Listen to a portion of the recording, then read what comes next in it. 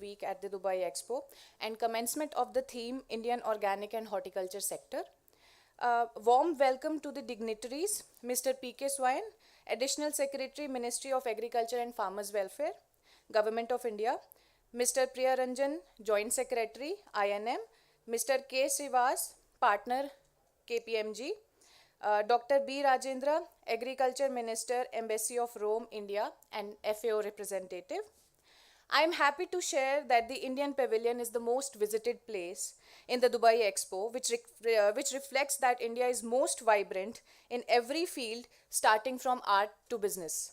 We have inaugurated the Food, Agriculture and Allied Sector theme on 17th February, under which we now commence Indian Organic and Horticulture Sector theme that will provide the promising platform for all agri and food industries and startups to establish the strong global agri-business partnership and diversify international food sources, enhance sustainable technology, enable domestic food supply across the value chain, reduce food loss and waste, sustain food safety and improve nutritional intake, and enhance capacity to respond to food security risks and crises. Agriculture is the primary source of livelihood for about 58% of India's population. Gross value added by agriculture, forestry, and fishing was estimated at rupees 19.48 lakh crores in financial year 20. Indian agriculture and allied sector, which contributes about 21% of GDP, is hugely diverse and vibrant, with a wide variety of agricultural crops being grown across the lengths and breadths, combined with livestock and fisheries production.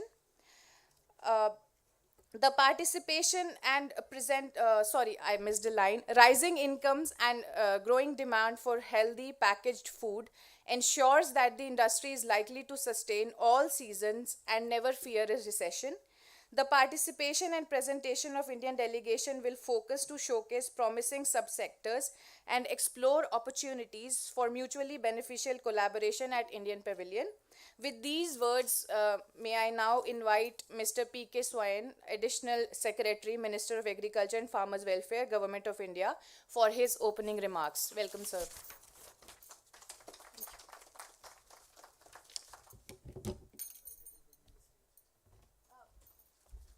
I invite all the dignitaries to be seated at the stage, please.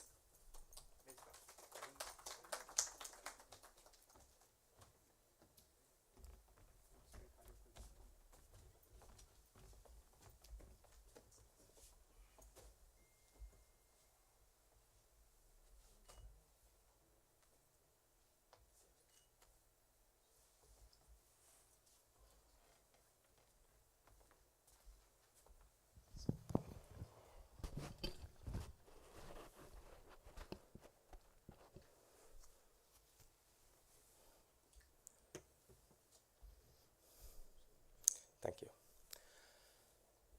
Very good morning to all of you. Namaskar, Sat Sri Akal, Pranam.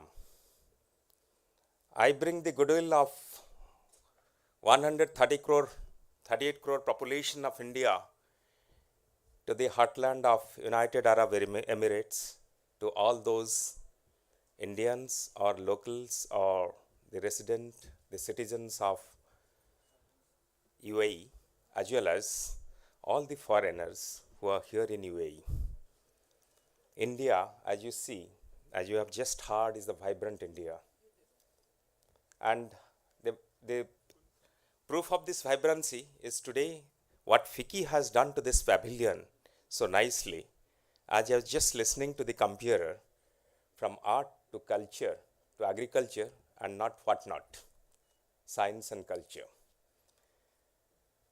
That is rising India. And in the rising India, agriculture is a dominant sector.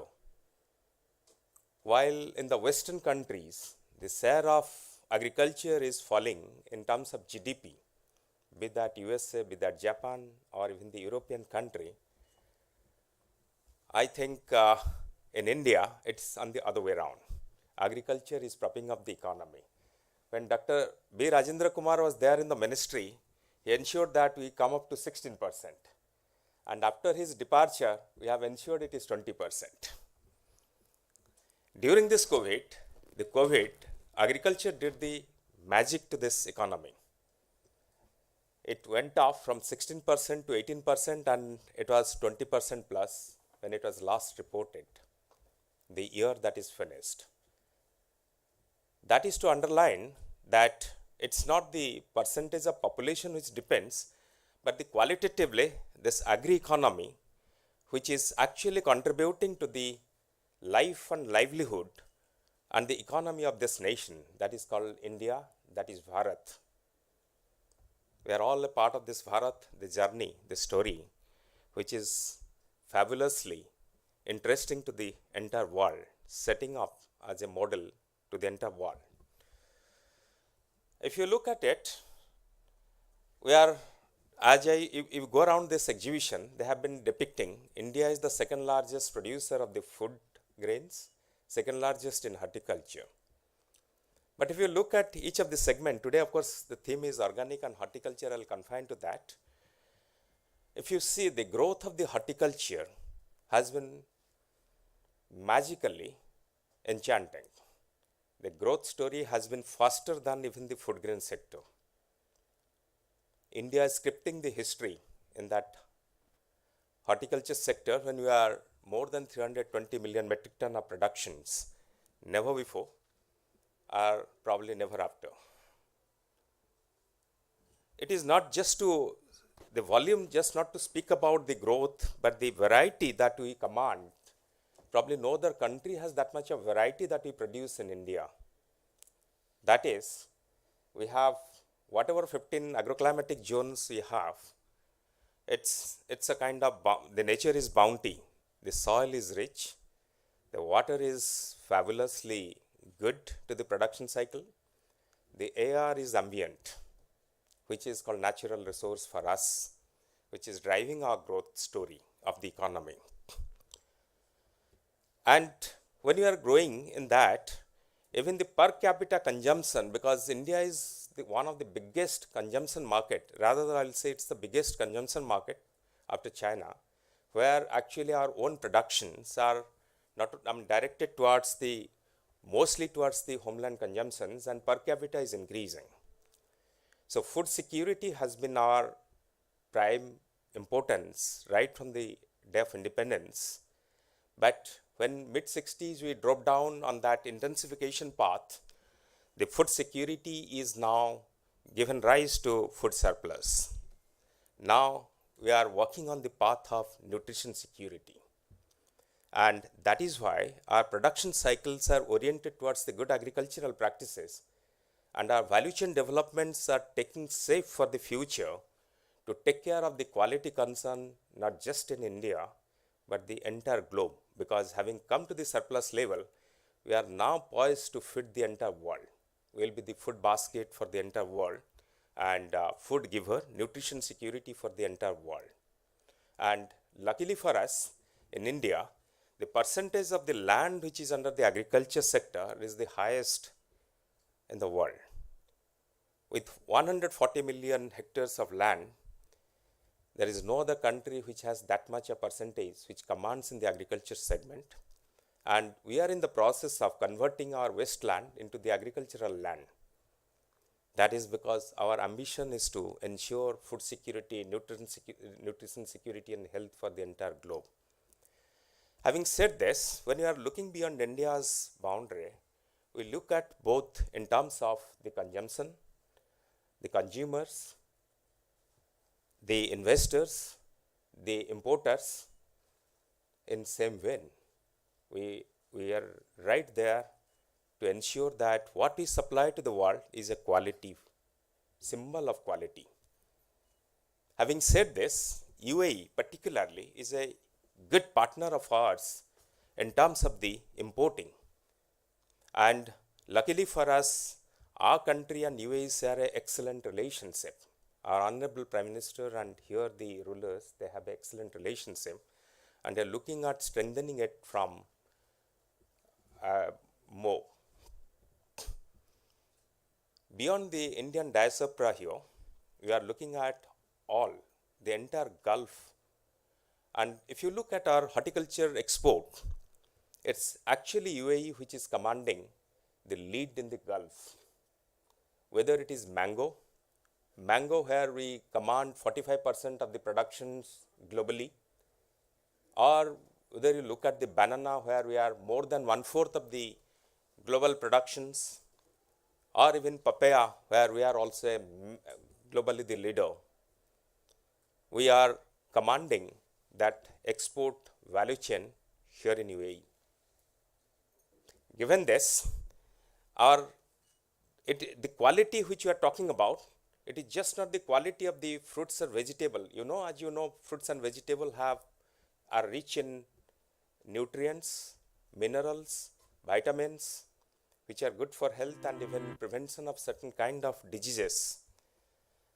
Beyond that, the supply chain that we are now working, thanks to the government's commitment to the supply chain, we are having cold chain, pack houses, and all kinds of value chain that is required, bringing them in the airport, seaport.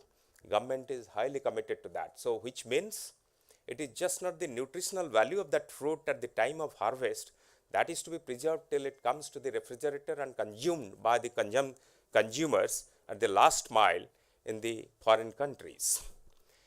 If you remember, when COVID came, Government of India launched even something like Kisan Rath to ensure that the farmers bring their produce to the market. Kisan Rail, where the rail connected specifically from one end of the country to the other end of the country, and we had the Krishi Udan, which is connecting India to the world map. I was working on that. I still remember we tried to connect the mango in 2020 during this lockdown to even to the UK and other places. We worked with the civil aviation to ensure that.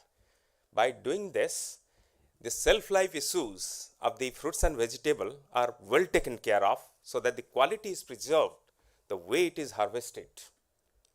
So that is why we are looking forward to a kind of, and we have been doing a lot of policy changes so that FDI, which is there for the investor, it is not the consumer concern alone. For the investment, the FDI is come in very wider sector in agriculture. That is horticulture, floriculture. I'm not talking about animal husbandry, fisheries, they are there.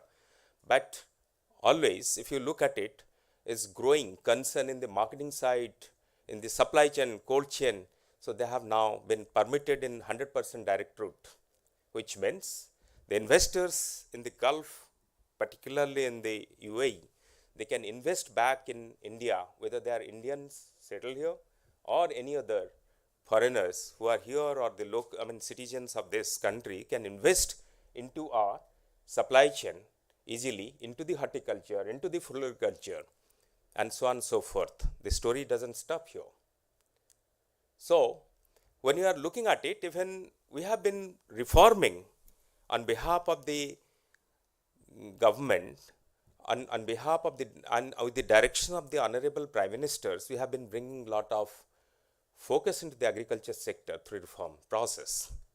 If you look at it, though it is talked about outside India that the fragmentation of the land is becoming more and more acute in India, but we are reversing it through aggregation process of formation of the farmer producer organizations and to cooperative mobilizations, which will help the investors outside India to come and deal with them at an aggregated point instead of going to each of the farmers. And doing that aggregation means we are able to do the value addition at certain points, certain hubs easily, which will be economical for the business community to deal with. And in addition to that, we have various kinds of infrastructure development, be that agriculture infrastructure fund, be that Prime Minister's micro food enterprise, to bring in micro food enterprise in the village area so that the infrastructure development for value addition, processing, packaging can be possible now and is being possible and being done in the village area to ensure that we can feed the world without stopping anywhere. It is Honorable Prime Minister who is himself driving these new reforms and the schemes and so that we are able to ensure that we are able to go global very clearly. So hence, it is India which is looking at the entire world, and the entire world is now looking at India for a kind of strengthening the relationship from deep to deeper with the engagement that is very friendly, congenial, and welcoming.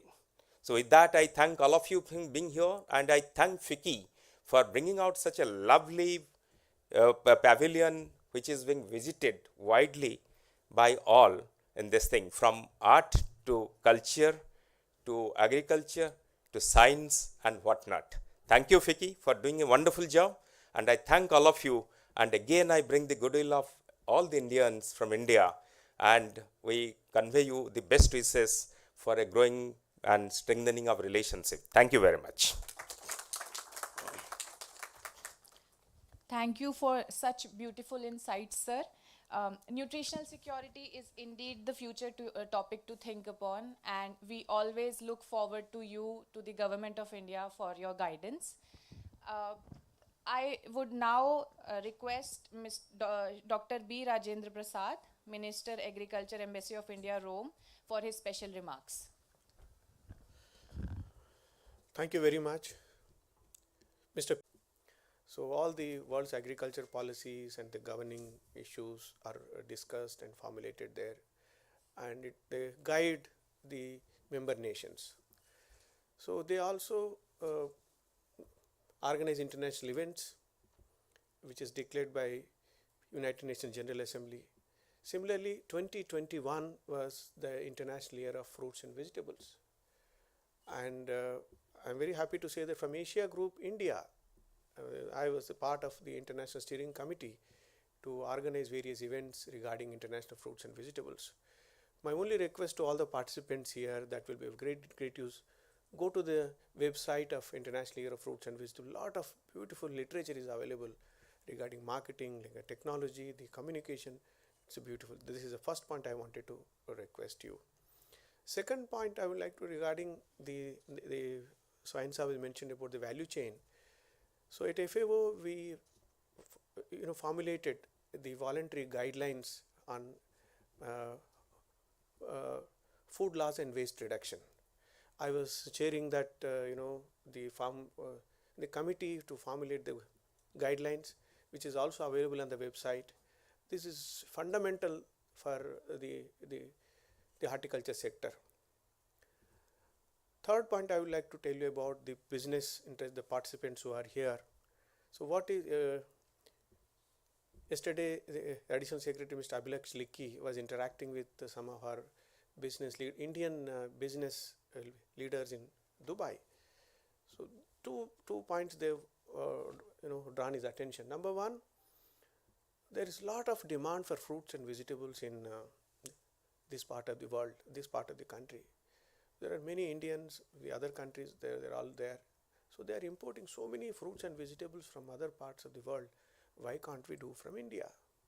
India produces a lot of things. As was mentioned by the Additional Secretary, the quality is a major issue, quality.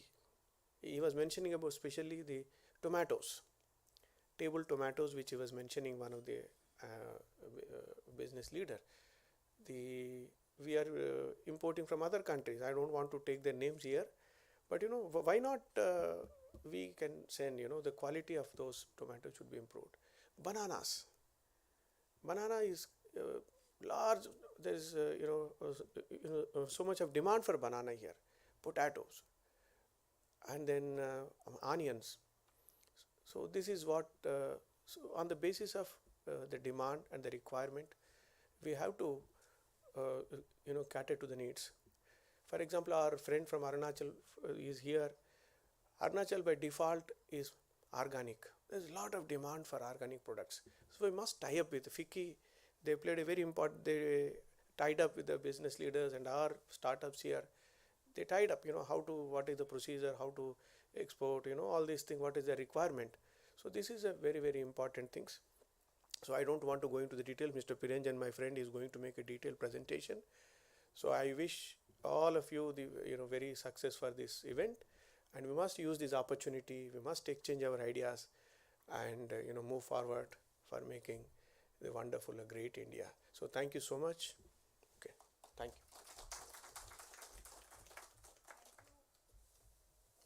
To Dr. B. Rajendra, Minister of Agriculture, Embassy of India, Rome, Italy, alternate permanent representative, FAO. Sir, there's a presentation. If you would like to sit down, we'll just take 1 minute to clean the stage.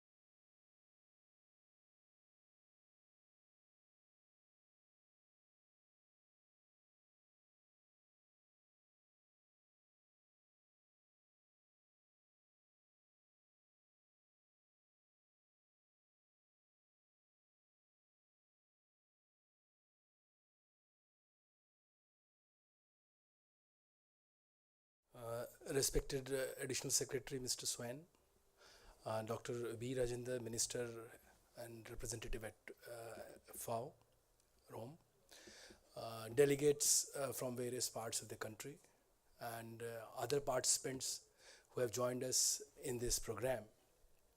I bring in forth of you in front of you the items that has been dealt in brief by the Additional Secretary, and where he has talked about the strength of Indian agriculture and the way it is growing, and the potential that it has, and the service that it could provide to a lot of people in our country, and goods and commodities to people all over the world.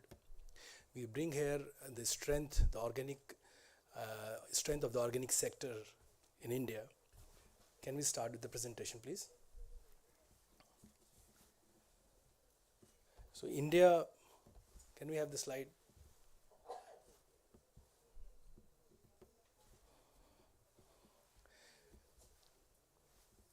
India, it is a large country, and we have the largest number of farmers who practice organic agriculture. We can call it by various names. There are different kinds of agriculture, but to be precise and to be rational, I'd call it agriculture wherein we don't put any kind of inorganic chemicals, a chemical-free agricultural system. So we have around 3.1 million producers, farmers who are engaged in this type of agriculture. The produce that is coming out of such agriculture is of high value, and it has been realized lately in our country also, especially during the COVID time, that the demand has increased, and we have around 2.6 million hectare which is under organic agriculture. We are the fourth largest country which has the area coverage under organic agriculture, and since the last 2 years the land area under organic farming, chemical free organic farming, has increased by around 26.5%. Next. The total value of organic exports that come out of our country is around 11,000, I'll take it in million, 1040 million US dollars. And there has been an unprecedented increase in the last 2 years during the COVID time, and it has seen an increase of around 51%. If we talk about cumulative agriculture growth rate in 5 years, it has been highest in most, if we compare with other sectors, it is around 23.35%. So we realize that it has got a huge potential, and it is the time that we take this challenge and make the most of it. The main destinations for our organic produce that is coming out of our country is US and EU, and other countries have also some share. So I have the data that around 56% of the exports go to US, around 30% to EU, 7% to Canada, and rest to other parts of the world. If we talk about the kind of commodities and products that we export, it is around the mainly consists of oil seeds and cereals, and that is the main component of our exports, and around 40% of the total exports. The organic exports are spread over are exported to around 50 countries, and there are 18 crops to be precise in which we do a lot of exports. So India has the strength of diverse agroclimatic region. It's a large country. We have 15 agroclimatic regions. Please, next, please. And so we bring along a large bouquet of products that we offer to the whole world. If we talk about cereals, there's basmati rice, maize, buckwheat, millets. The specialty products from the northeast like black rice, red rice, sticky rice, flax seeds. We talk about pulses, black and green gram, chickpea, cowpea, kidney. There are a host of other products that we offer. There are some very high value products we offer, bring from India. There are the spices, the ginger, turmeric, chili, cardamom, black pepper, saffron. The fruits and vegetables, as my predecessors have talked about, the horticulture produce the mango, guava, pomegranate, and especially oranges and other things we are getting from the northeast, like pineapple, the pineapple from Tripura and Nagaland. They are being light over all the world, and we are exploring, as the additional secretary had told, we're exploring ways and means to export it.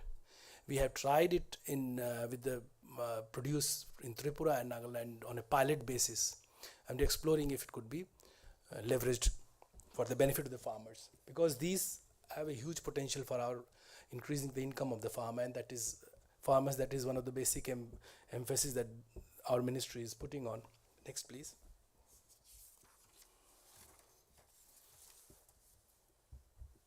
The other things that also find mention in the exports is the mix of spices that has got a large market, especially with a lot of people from India residing in the Middle East and European countries and the US. The spices mix has been a great success, and there's a huge demand for it. There are other fruit products, the herb powders. These are basically niche medicinal plants that are either derived from the forest wild areas or are cultivated in organic condition, which has got a huge potential and a huge demand all over the world. With the COVID situation the last 2 years, especially the demand has increased even in the country and all over the world. So it is a huge potential and a huge sector which can be in fact targeted. Next, please. I'll especially talk about the most virgin kind of an area that we have in the northeast. So we have a special scheme. We run a special scheme to in fact bring the best from the northeast to the world. These are basically our farmer groups spread across 8 states in the northeast, and they're carrying out around organic agriculture in around 1.5 lakh hectares. There are around 1.6 lakh farmers engaged in that, and we have the government of India has done an investment of around $92 million in under this project, and a lot of emphasis is on post-production value addition, aggregation, and maintaining of phytosanitary conditions for exports. All the products that are arising out of this area are third-party certified and compliant to the various certification systems, so that they command a good market outside, especially in the EU and the US. Next, please. So these are we have tried to capture in the kind of product mixes that are coming out of the northeast. one of the major product that is coming is large cardamom. Nepal used to be, still is the largest producer of large cardamom, but our northeast states are not behind. The states have a huge potential, especially Sikkim, Arunachal, and our production has increased considerably in the last 3 years. Our maximum export goes to Pakistan and Afghanistan. Maybe from there it goes to other countries. The supply chain is through Afghanistan, Pakistan. And UAE, where we are right now, is one of the major consumers, wherein the large cardamom is in great demand.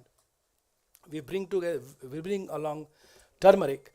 The turmeric from Lakadong in Meghalaya, the Mega 1, it is a GI tagged turmeric with a very high curcumin content. The turmeric is organic and it is a huge medicinal value, and it is one of the most traded spices from India. And UAE is one destination where it finds maximum takers. Then is ginger. Ginger, we are the 4th largest producer of ginger, and it is exported to various countries. The ginger also comes from the northeast, and we have very high quality of ginger that comes from there. There's a huge demand in wellness industry in Europe and US. Next, please. The other specialty is chili, although chili originated in the South America, but the Indian chili is regarded as very special because of its high SHU value. And we have 3 major varieties that are exported.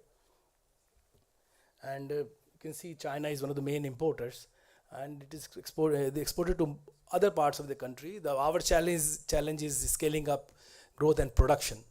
So we are working on that. Our farmers and FPOs under the scheme have been geared up, and there is one product that can be seen at pineapple. As I earlier mentioned, the queen pineapple from Tripura has a GI tag. It is the sweetest, that is what said, is the sweetest pineapple that is available in the world. And we are working at the value chain and the ways to evacuate it from Tripura and export it to the world. And there is specialty rice that comes from northeast and other parts of the country. There is a red rice which comes from Assam, is black rice from Manipur, and these have a huge application in food industry, and it is even called as superfood. Used in cosmetic industry also. Health conscious people all over the world have started using it. It is in great demand, and our challenge is we have been gearing up our FPOs and the farmers to produce it more so that it can be exported and the demands could be met. And there is a special variety of rice which comes from Assam. It is called as Komal rice, and you don't even need to boil it. You soak it on water and it is edible. These are special products that we bring from the northeast for the people all over the world. Next, please. Because as the additional secretary and the minister mentioned in their speech, that quality control and phytosanitary conditions are very, very essential for leveraging the value chain and the market. We have got 2 kinds of certification systems that have been established in the country. One, we focus on the exports. It is the National Program on Organic Production, which is led by the Ministry of Commerce, and it is a third-party certification system which has got equivalence to US system and major systems in the world and accepted world over. And most of our exports, we follow this system certification so that the products are accepted all over the world. The other system we have devised for our domestic market, which is the PGS system, under which, because India is a large country and we ourselves also have a huge demand for the products, specialty products that are arising out of various parts of the country, and these are a simple system wherein the products are certified on the basis of a peer appraisal. It is accepted in the whole country. So these are specialty products that we bring from India, from the organic sector, which has got huge potential. We have seen huge demand surge in the last 3 years. There are people interested who want producers, and we are gearing up, our farmers are gearing up in the northeast to produce these, provide these products. And we are having a lot of takers from different parts of the world. I urge to all of you who are sitting here and looking at listening to the presentation, that these products have a huge value and a huge market, and we can even explore possibilities of taking it to the whole world. And this is a huge opportunity. And as it was mentioned, the culture and heritage of India is being appreciated here in the Expo also. So similarly, the produce which is coming from India, similarly it is being appreciated, and it will be appreciated and accepted all over the world. Next, please.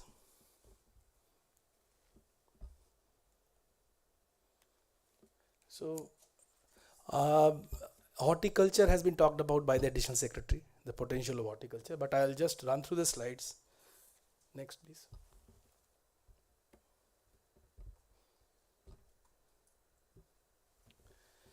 The main products that we are bringing is vegetables and fruits, and there's a huge demand, as the minister was saying, that if you talk about specialty table tomatoes, we are importing a lot of table tomatoes in India. We are not paying attention to its production, and we are exporting other things. We should in fact match our demands and the production strategies.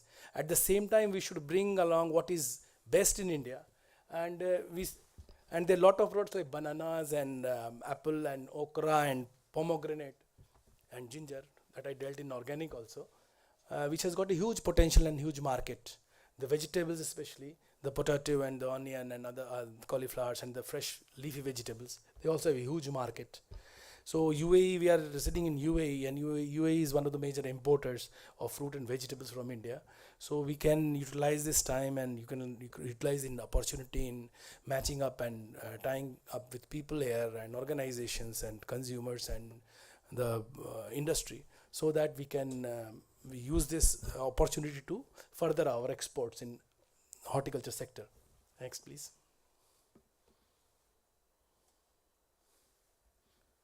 So there are a lot of initiatives that we have taken in the horticulture sector to make our products competitive and suited to the best kind of international standards. And there's schemes which are being implemented to ensure that the products that are rising out are plugged at the right time, are of the right quality, and they comply to the international phytosanitary guidelines, and they are acceptable all over the world. And our vision is that we should target, envisage to target around 10% of the whole world export market in horticulture by the year 2030. I in fact look towards you all, and especially request and urge you to utilize this opportunity in furthering this cause. Thank you.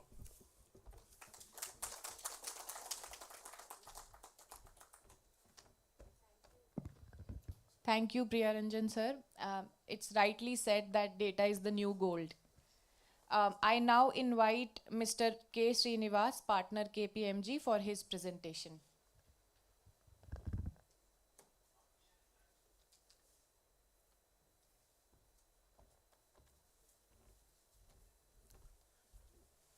Can you put up the deck, please?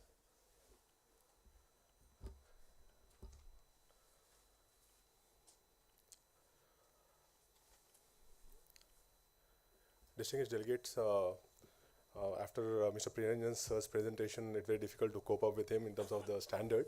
So I'll just try and see if I can do justice to the whole thing. I think I'll just, before the presentation is up, I think as India, right, out of the 195 countries in 2021, we actually clocked into the top 10 export countries in agriculture, which is a great achievement. I think we should give a thumbs up on our achievement. We stand 9th today out of 195 countries, and the overall exports that we did in agriculture is $41 billion, and year on year the growth has been around 17.5%. So again a huge number. We have actually significantly grown in the last 2-3 years, and despite COVID we achieved this number, and that gives a significant in terms of our positioning in a global the pace at which the agriculture ecosystem is changing in the last 2 to 3 years. I think these numbers actually throw that that we have actually traversed a lot of, I think, the road that we wanted to lay out, right? I'll just, if you can put up, I think.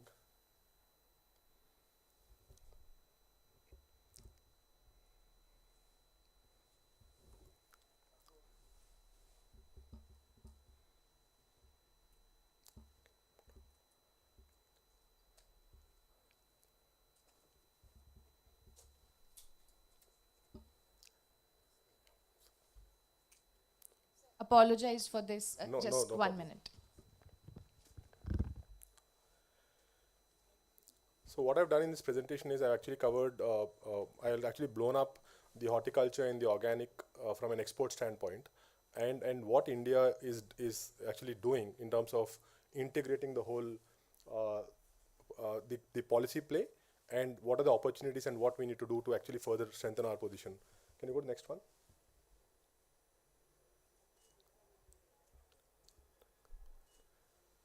Can you go to the next one, please? Go to the next one. Yeah, so the numbers have been talked about, but I think we have actually clocked more than 300 million tons of fruits and vegetables as the overall production. And in terms of the value that we, in terms of the growing trend, in terms of the value of the entire fruits and vegetable basket in India, I think we are at $50 billion in terms of the size, in terms of the value that we produce in India right today, right? And that's a significant number. And when you look at the exports today, we would be in the horticulture export situations, which includes processed and fresh, we would be around $3 billion, right? Out of the $50 billion, we are currently in the horticultural exports. Here we are at $3 billion. So when you look at agriculture, it's around 40 to 41.25. When you look at horticulture itself, it is $3 billion. So we have a huge scope in terms of our production and the potential to export into different geographies. Go to the next one. What we export, I think, and when you look at the historical trend, processed fruits and vegetables, right, would be around 30% of what we export, more than 30%. And in terms of the fresh, we would be around 40%, right? So it's a good combination. And when we look at the past trends, our processed fruits and vegetables category is significantly growing compared to the fresh fruits, which again is heartening, because we wanted to, the thrust of the government is actually to bring in more processed, and once we bring in the processed capability, our exports are our destinations to where we want to export, and the perishability also will be overcome, right? So I think we are moving in a good trend in terms of our positioning overall in the global market, right? When you look at the overall numbers, I think again, processed fruits and vegetables, processed fruits and onions, fresh fruit, fresh grapes, fresh vegetables, cucumber and gherkins, I think that's a major basket that we export from India as a geography, right? Go to the next one. Again, blowing up the horticultural exports, you look at this Middle Eastern geography. If you add UAE, Saudi, and Qatar, I think it will be more than 50% of the $3 billion that we are exporting. Again, it's a prominent geography for us, a very important geography from an export standpoint of both processed fruits and vegetables and fresh fruits and vegetables. Right? Go to the next one.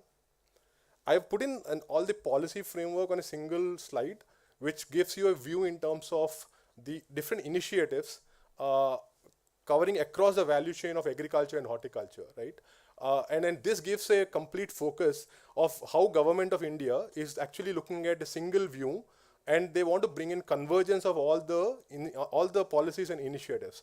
And when you're looking at both from an inbound perspective or an outbound perspective, I think if you can whoever is an investor has to look at an integrated view and actually could leverage, because most of the government schemes today are looking at convergence, and most of the investors could actually unravel this entire thing, and there's a single window system that has been created both at the center and the state, and I think most of the investors could leverage on it. And this is an important slide. We can leave it to you, and you can actually look at and look at an integrated view in terms of how could you leverage the subsidies and incentives and the policies of the government. Yeah, go to the next one.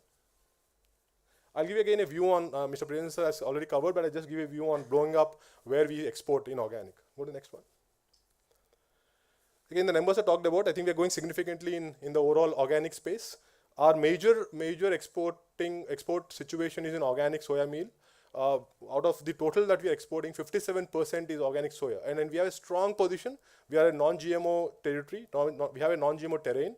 And soya meal today, from a competitive standpoint, India stands outstanding compared to other geographies, right? And we have a huge potential in soya and other meals from an export standpoint, from organic processing, organic export standpoint. Yeah, go to the next one. Again, there are different schemes. Again, I will put in all the schemes together.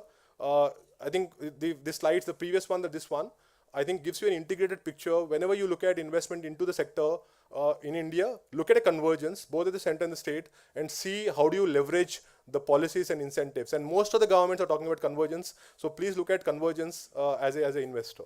Go to the next one.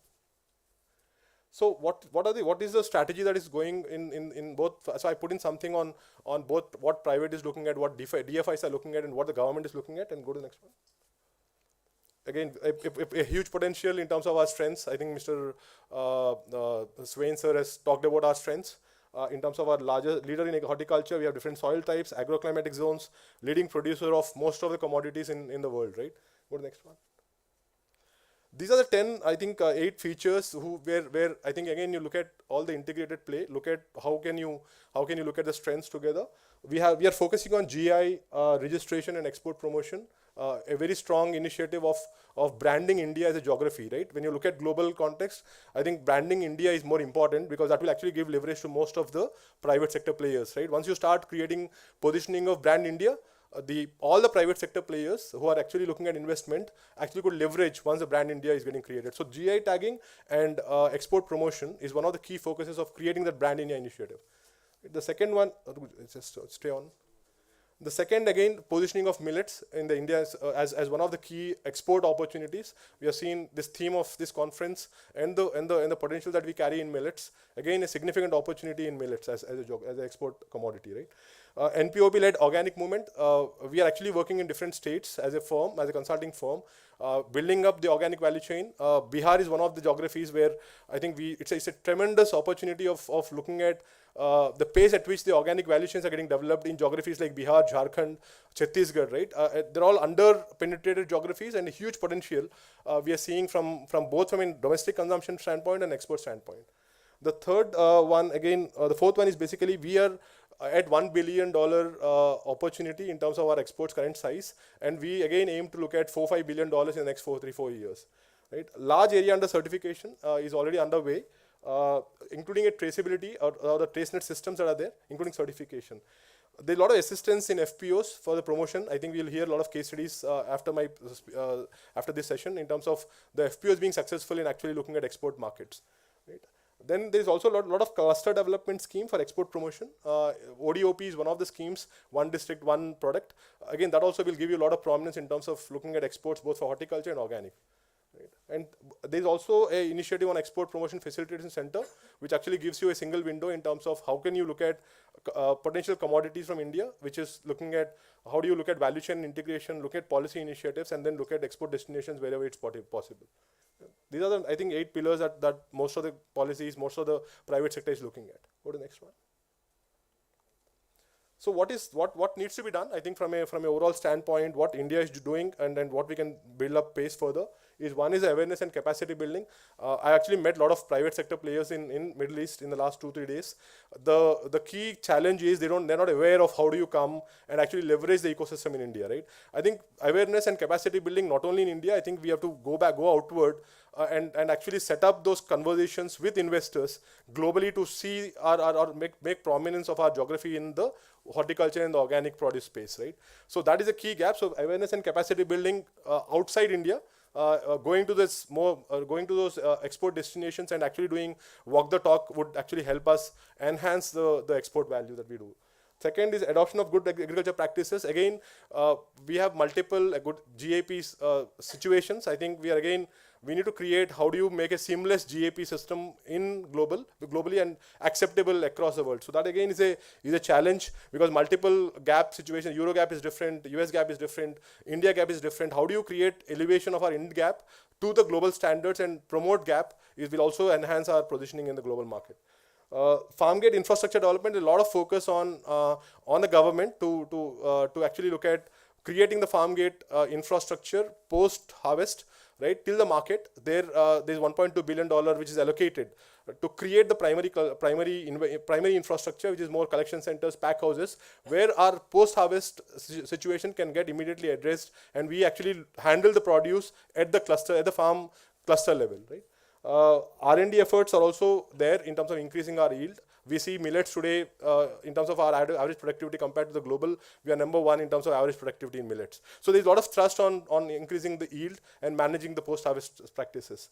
Storage and logistics, I think we again, from an India perspective, our port infrastructure is much better. Our air cargoes are much better. Again, there's a lot of thrust in terms of creating cargo centers in all the airport situations. So again, a lot of thrust in terms of creating infrastructure which we believe will enable exports as we go forward. Right? Digital integration is already way, so there are more than 2,000, 3,000 startups which are actually looking at digital per se, right? Again, it brings in a lot of transparency and traceability, which again the export markets want in terms of origination. So again, a lot of agri-tech ecosystem which is emerging and which again going to transform the whole way how we operate in agriculture and horticulture. And then integrated demand with production planning. We see a lot of exporters coming into India, want to look at backward integration, invest into the back-end infrastructure so that the traceability chains are established. So again, it's a demand-led strategy that we are seeing happening in the Indian market, and that again will give a lot of pace for us to grow. Yeah, go to the next one. Organic, again, we are moving towards, so as Mr. Priyaranjan sir said, I think we have a lot of traditional geographies which are there, which can be deemed organic. We can always look at natural and organic as a transition so that the investment could get realized. Again, similar approach, awareness programs. The most of the organic inputs today, we have a challenge there. So I think if you can create some kind of a policy around organic inputs, and see that the traceability is there in terms of organic inputs, that would actually further enhance our capability to position properly. Look at post-harvest management on the organic produce. Again, a lot of infrastructure which is required to bring in traceability, which elevate our play in the overall global value chains. And a better market access, again, going back to the export geographies where the potential is and doing a outreach program which help us. So I think that is what I put in, the current situation, the strategies that we could look at. I'm happy to take any questions later on. Thank you so much for this opportunity. Thank you.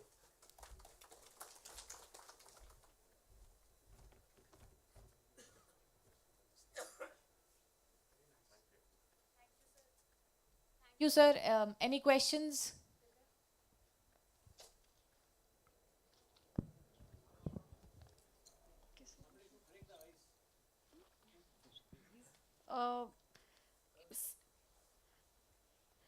Hello, sir. I have a small startup in organic farming. So basically what we have realized is there needs to be awareness among the consumer. There was a great mention of organic farming in this year's budget, but the awareness among consumers is still low. So can we have a cluster approach like organic mandi concept in specifically in Delhi, NCR and other like Bangalore, Mumbai, so that a consumer goes and it has everything from cereal, pulses, vegetable, fruits. So can we have a cluster approach from the marketing side?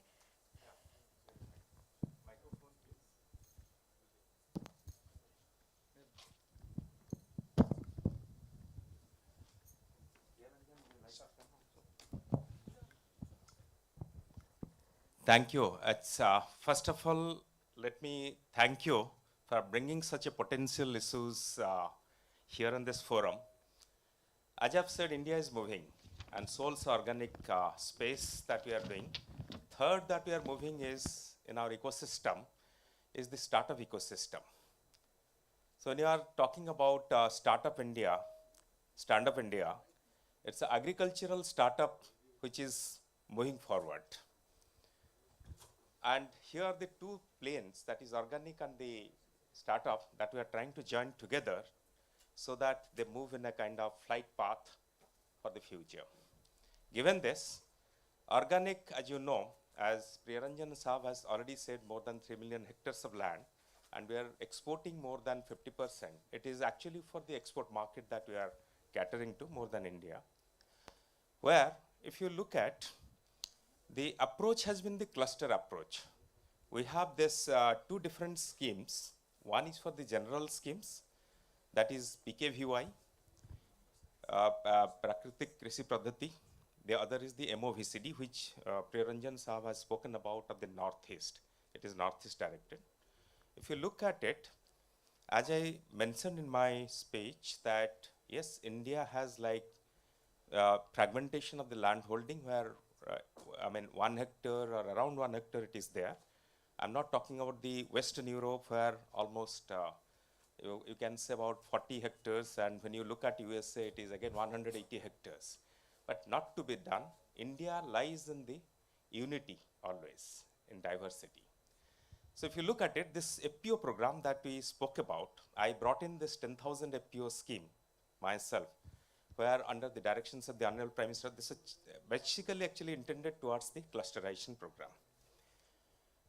India has almost more than 60 years of history and experience in the cooperative, and we have taken the good points from there, looked at the Asian region, that is basically the clusterization, including European region of the cooperative movement, and we looked at even one village, one product of 1979 over of Japan, or even in this one district, one product, or one tambo, one product, and we have brought in that to India. So this clusterization is now an in theme for us. We have started moving in 10,000 farmers producers organizations. They are going to be the entity. In fact, Maharashtra, if you hear the story out of Nasik region, there are Sahadri FPO you must have heard, they don't even come to the market. They directly from the farm gate they export to Europe. Whether you call it grapes, where the Europe was so strong, today we are exporting grapes, more than 10 varieties to Europe for the table variety, not just the processed variety that we are talking about. We are, in fact, pushing them the pomegranate. So we have started feeding the world in that direction. That's the FPO. We have that strength in this. And in the organic, our approach has been the cluster approach. In fact, in Northeast itself, where Mr. Priyaranjan spoke about the queen pineapple of Tripura, which is the best pineapple anywhere in the world. You can see it melts in the mouth fabulously. We are building up this cluster. We are building up the value chain together. It is just not there.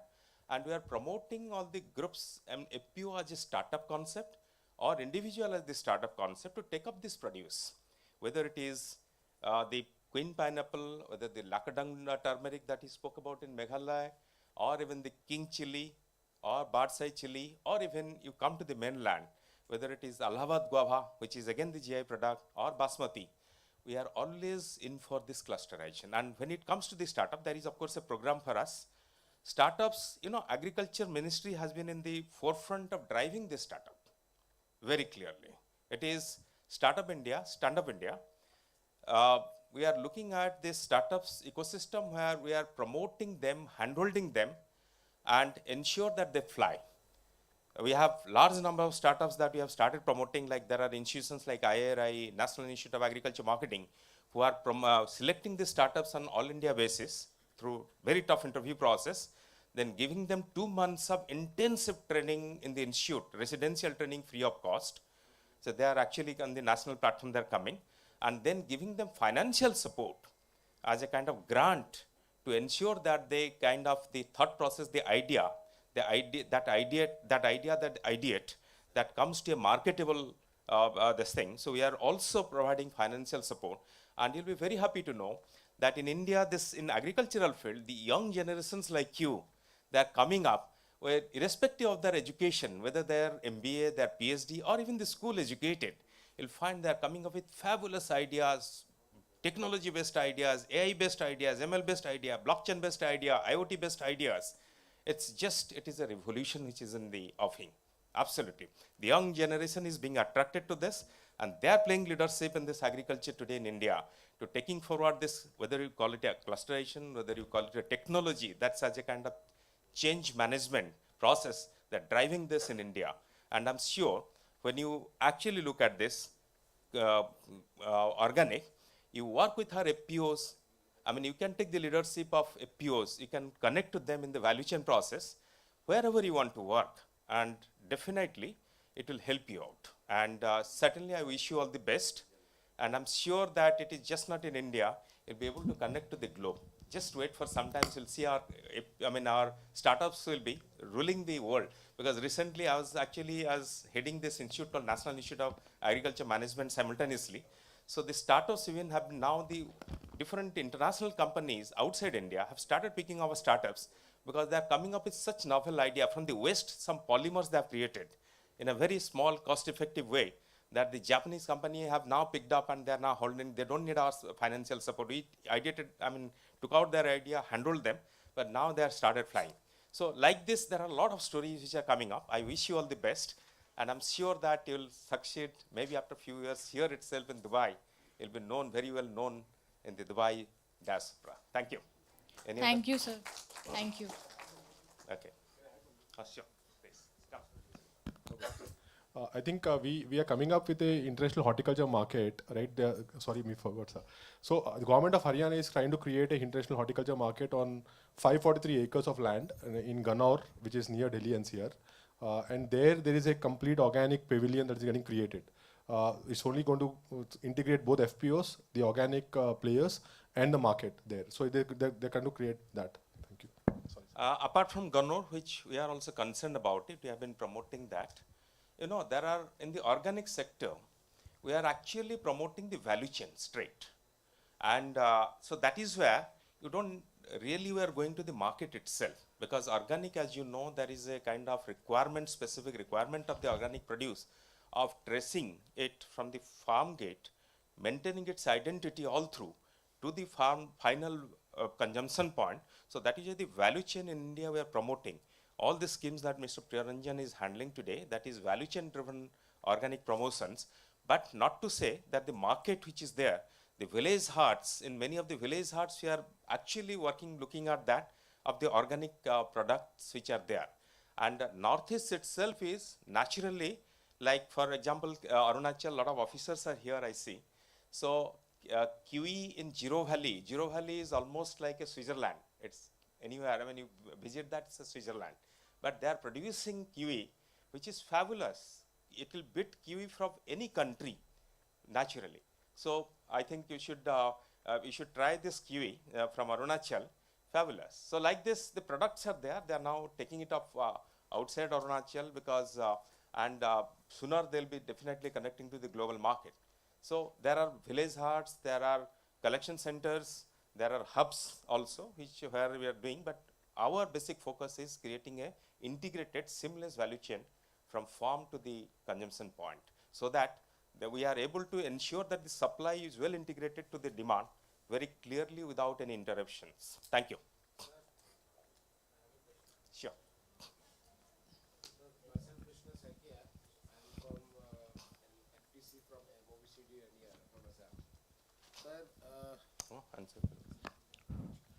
Actually, our produce from Northeast, you are trying to promote Northeast, and Government of India is also trying to promote Northeast.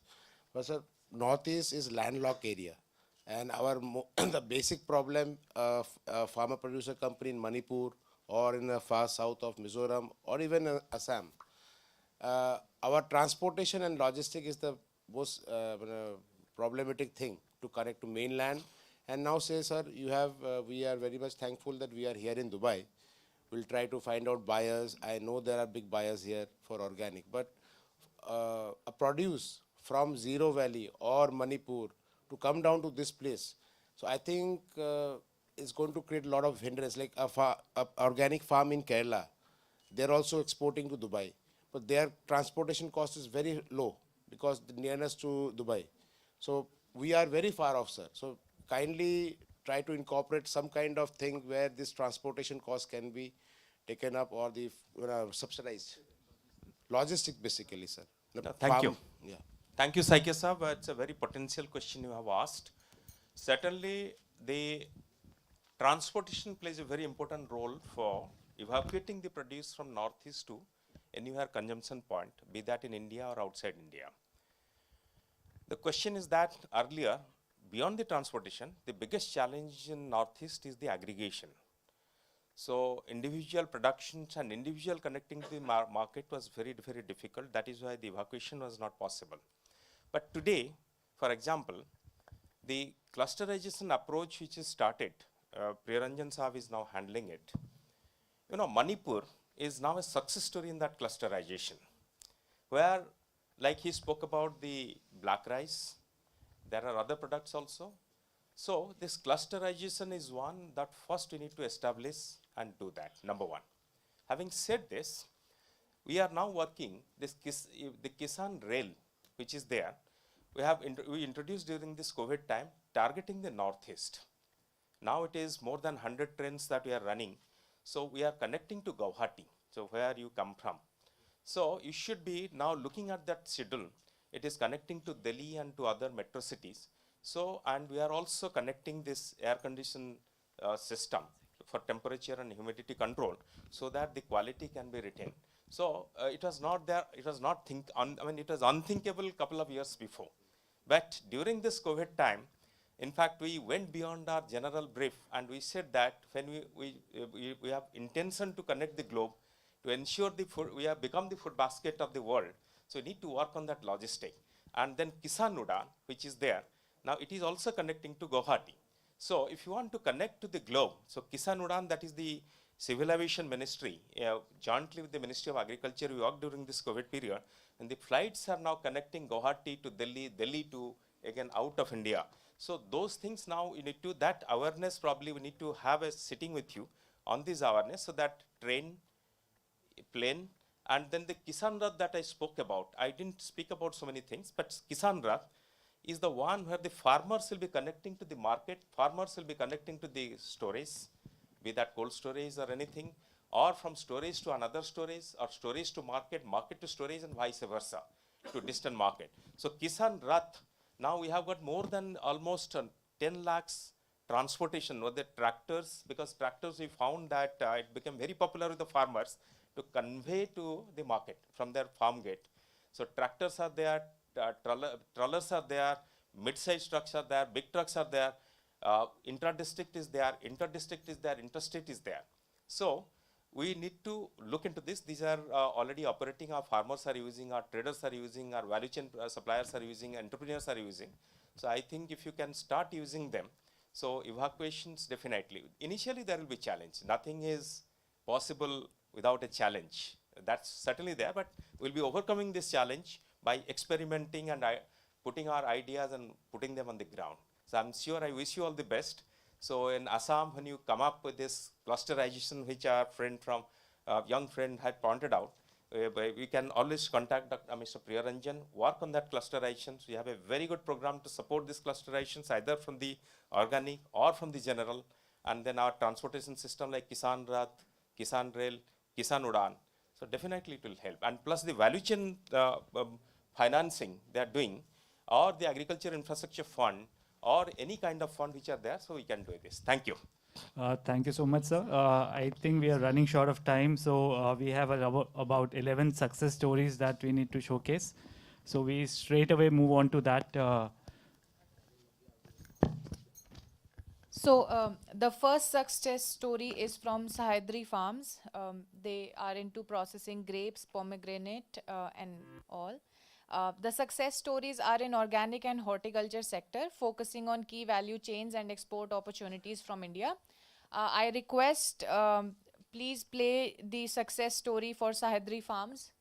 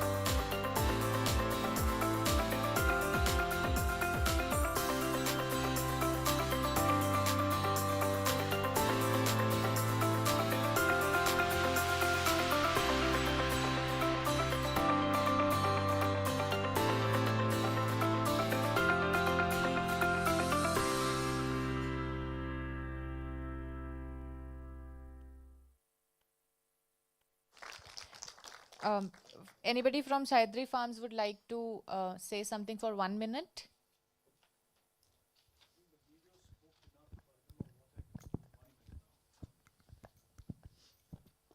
Sorry, I mean, I said the video hopefully give you all an idea, but I don't know what I can say in 1 minute. I can just add to the fact that we happen to be India's largest FPO at the moment. I thought she did that. Okay, my name is Azhar Tamola. I'm the director, fellow founder of Sahyadri Farms, and look after all the international business at Sahyadri. Besides, of course, we have other teams looking at the back end. And the video obviously gave you all a very good idea of what we do and how, but it's been a very long journey. What you see today is just a very simple, the success story, but all success stories have humble beginnings, and we also have similarly. We started about approximately 25 years ago as people with nothing in hand and moving to the scales. Largely, the whole thing idea was to get, as Mr. Sven, you rightly said, and I'm glad it was your idea to have FPOs as a consolidated organization instead of fragmented farmers, which was the problem area, the huge problem area of the country, where 80% of our farmers are fragmented. And that's what we try to do, is bring them together and create this kind of a thing. We are about 750 shareholders today. We have about 15,000 growers who are linked to us. We are about 500 crores as a turnover. We are headed towards our targets of 750 crores. We're valued at about 2,000 crores at the moment. We are looking at a first equity funding. At the moment, we've got a few funds overseas who are involved with us.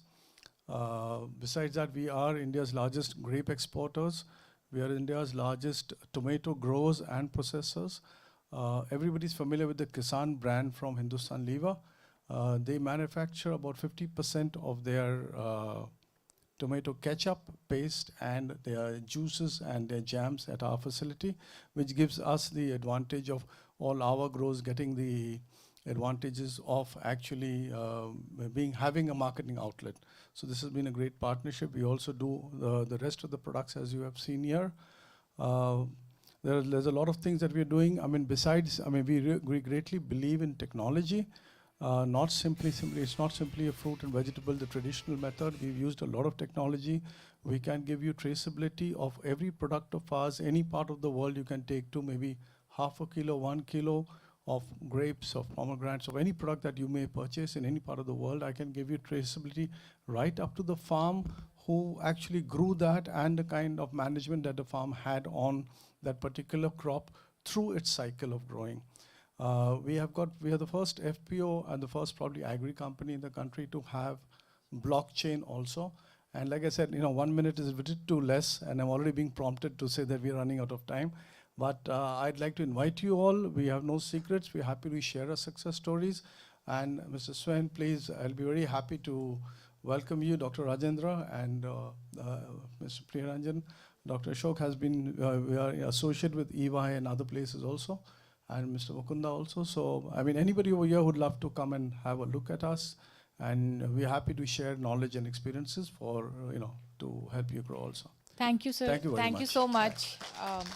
Now I request to play the video for Srini Food Park.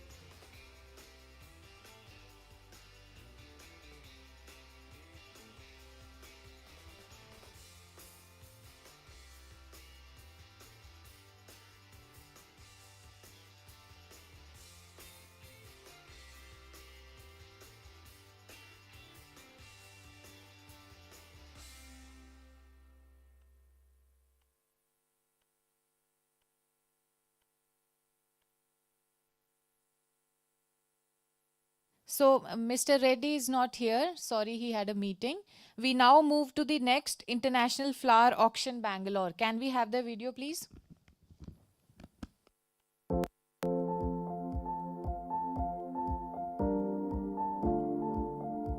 Whenever we hear or think about aromatic, fragrant, colorful, delicate, green, luxurious, beautiful, the first thing that comes to our mind is flowers. The beauty of flowers and the beauty floating in front of our eyes, which when looked at is pleasing to the eye. Our state is a major contributor to the overall flower industry in India, and it is a matter of pride for us. In Karnataka, modern technology are adapted for flower cultivation, and around 21,000 hectares of land is being utilized for the cultivation of various flower crops. International Flower Auction Bangalore Limited works for the development of flower industry and also as an intermediary link between flower growers and buyers. Bangalore. The auction process, which was running under the Karnataka Agro Industries Corporation Limited, was taken over by International Flower Auction Bangalore Limited in the year 2002. Of cut flowers during early 1990s, there was a rapid increase in the production of polyhouse cultivated as well as open cultivated cut flowers. And to overcome this problem, a new project was initiated with a joint effort of the central government and state government of Karnataka, see Bangalore. Merged with KAIC. In 1996-97, the KAIC proposed a project under PPP model, and in 1997-98, the project was approved by Government of India. Was registered as a company. The main objective of the company is to auction high-quality cut flowers of various flower crops every day, for both sellers and buyers who can earn the higher profits. Of around 5 acres with modern facilities using energy efficient architecture system, solar energy utilization system, cold rooms and efficient handling methods of the flowers. 2008-2009 with an aim to eliminate exploitation by the middleman, fast price recovery, quick auction and to provide equal opportunity to all bidders, reasonable and competitive price to the growers. Gerbera, Anthurium, Heliconia, Gladiolus, Bird of Paradise, Lilium, Tuberose and various ornamental leaves are auctioned. These are collected for the operation and maintenance of IFAB. Based online training system to conduct various types of training programs, seminars, workshops and conferences for entrepreneurs and create awareness on flower production technology, marketing, export skills. Floral studio and training center is constructed. By adopting solar power generation unit. Orchids, carnation and many other cut flowers crops are grown under protected cultivation in polyhouses, greenhouses with adequate sunlight, water, humidity using modern technology which helps farmers to get quality flowers. IFAB, which is situated at Hebbar, Bangalore. Farms situated in and around Bangalore send their flowers. The IFAB staff inspect the quality and quantity of flowers sent by the growers after receiving delivery challan from them. Details in the challan are entered in the software which will be auctioned for the next day. This process is continuous throughout the year till the registered buyers at IFAB. On-time online payment is made to the growers on every 8th day, which is an added advantage to the registered growers of IFAB. But later, digital auctioning was initiated and is being used till date.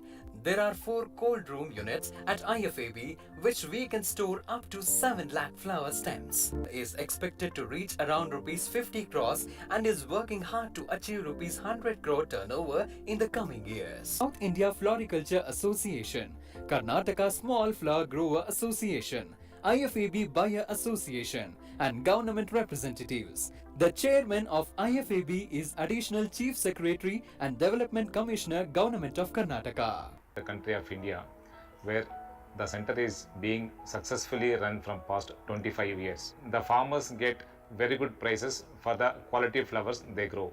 The main reason why growers prefer to send their flowers to IFAB is that we make the payment on every 8th day.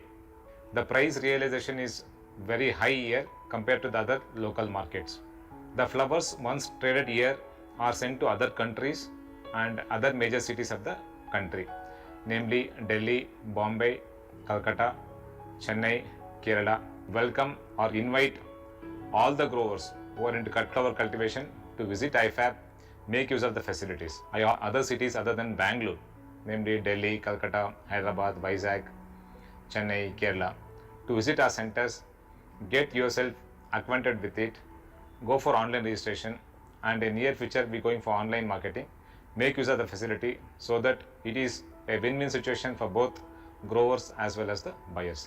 ಪುಷ್ಪ ಮಾರುಕಟ್ಟೆ ಸಮಿತಿ ಇಲ್ಲಿ ಬಂದಂಥ ಆಡಳಿತ ದಕ್ಷತೆಯಿಂದ ಒಂದು ಪ್ರಾಮಾಣಿಕತೆಯಿಂದ ಎಲ್ಲ ಒಂದು ವ್ಯಾಪಾರಸ್ಥರು ಮತ್ತು ರೈತರ ಸಹಕಾರದಿಂದ ಇವತ್ತು ಹಬ್ಬ ಹರಿದಿನಗಳಿರಲಿ ಒಂದು ರಜಾ 365 ದಿವಸದಲ್ಲಿ ಇಲ್ಲದೆ ಕಾರ್ಯವನ್ನು ನಿರ್ವಹಿಸತಕ್ಕಂಥ ಒಂದು ಏಕೈಕ ಸಂಸ್ಥೆ. नाम अभिषेक है और IFAB से एक्चुअली ये organisation one of the best organisation है हमारे फ्लावर मार्केट में, क्योंकि एक ऐसा प्लेटफॉर्म है जहाँ से हम सभी तरह के फ्लावर ही परचेज कर सकते हैं. रोजेज में जितने भी क्वांटिटी जितने भी कलर्स हैं अकॉर्डिंग टू सेंटीमीटर और एक्सपोर्ट करना है और हमारे इंडिया में किसी और जगह भेजना है, वो सारी क्वांटिटी यहाँ अवेलेबल है.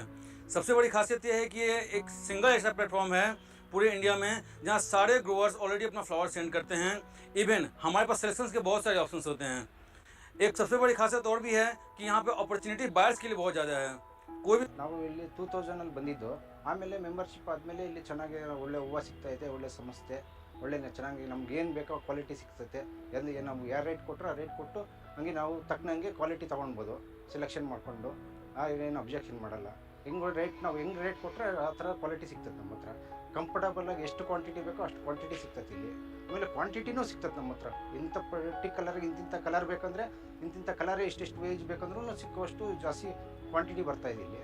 ಹಾಗಾಗಿ ತುಂಬ ಅನುಕೂಲವಾಗಿ ನಡೀತಾ ಇದೆ ಇಲ್ಲಿ ಬಿಸ್ನೆಸ್. ಎಲ್ಲರೂ ಒಂದೇ ಥರ ಇಲ್ಲೇನು ಒಬ್ರಿಗೊಬ್ರು ಮಾತಾಡ್ಕೊಂಡು ಇದು ಮಾಡೋದು ಬೈ ಮಾಡೋದು ಆ ಥರ ಏನಿಲ್ಲ. ಅವ್ರವ್ರಿಗೆ ಹೆಂಗೆ ಯಾವ ರೇಟಿಗೆ ಬೇಕೋ ಆ ರೇಟಿಗೆ ಅವ್ರು ಬೈ ಮಾಡ್ಕೊಂಡು ತೊಗೊಂಡು ಹೋಗ್ತಾರೆ.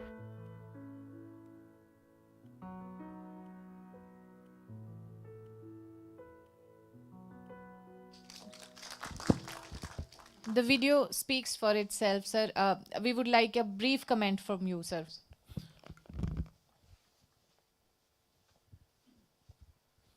Good afternoon, all the dignitaries, and good afternoon, all the invitees. I'd just like to mention 2-3 points about International Flower Action Center. This is the only action center run in the country where we use digital platform and digital payment system. It is run 365 days a year. There is no single holidays. This year the turnover is 50 crores and we expect to do 100 crores by next year. And I take this opportunity to use these facilities by northeastern states where anthurium and orchids are grown in large areas. You can use our platform. We can go for online action systems. And similarly, our flowers are being exported to UAE countries and East, Middle East, Europe, US, even Australia, New Zealand. Japan is interested to purchase the flowers. I take this opportunity. This is the only auction center which is run successfully from past 20 years without any default in payment. And the farmers receive their payment digitally on every 8th day. This year, single stem, for example, rose was sold at 43 rupees, highest price in the country, 43 rupees per stem. The average realization per stem this year is 6 rupees 49 paise per stem. With this recovery, you can make 6 to 8 lakhs net profit in 1 acre of his polyos. So thank you for the opportunity. Thank you.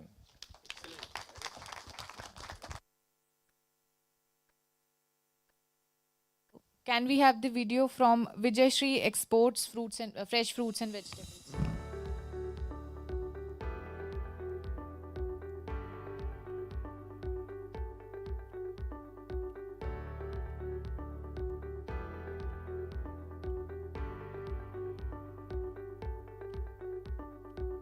We are looking at one of the finest world-class cold storage facility, Sheer Sagar Cold Storage.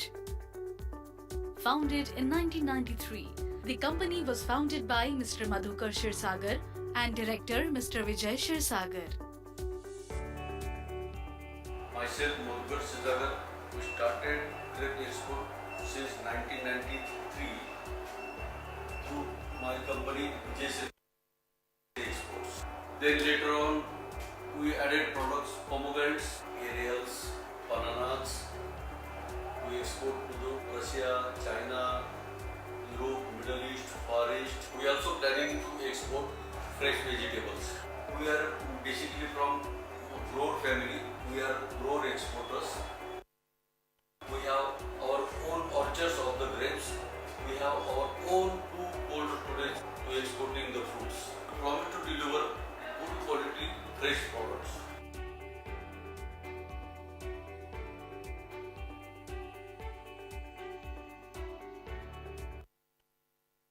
Hello, I'm Vijay Sirsagar. I joined this company in 2010 to work with my father.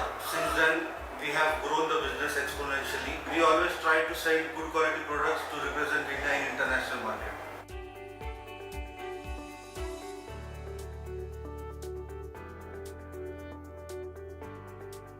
Conveniently located at Kokangaon, Nifad, Maharashtra.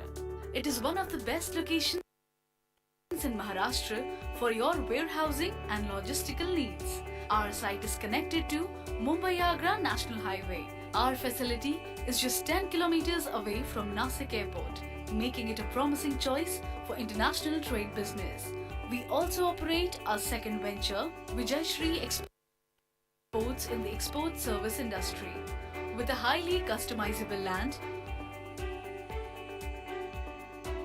our facility is equipped with various resources standing on reinforced concrete. All the trucks entering the facility have multiple docking stations,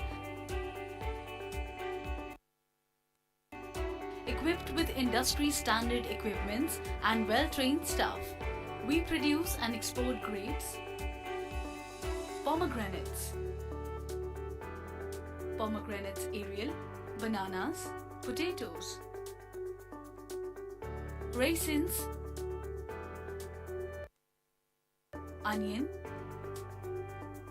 and garlic.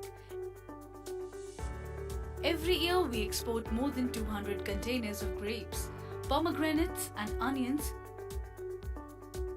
to UK, Europe, Malaysia, Singapore, Russia, China, Sri Lanka, Thailand and Dubai. We are a proud exporter at Tesco and Sainsbury Supermarket in United Kingdom, etc. Our company has BRC, Global Gap Certificates, SMETA audits, etc. certificate. More than 100 groups of farmers from Nasik, Ahmednagar, Baramati, Narayangaon, Solapur and Sangli.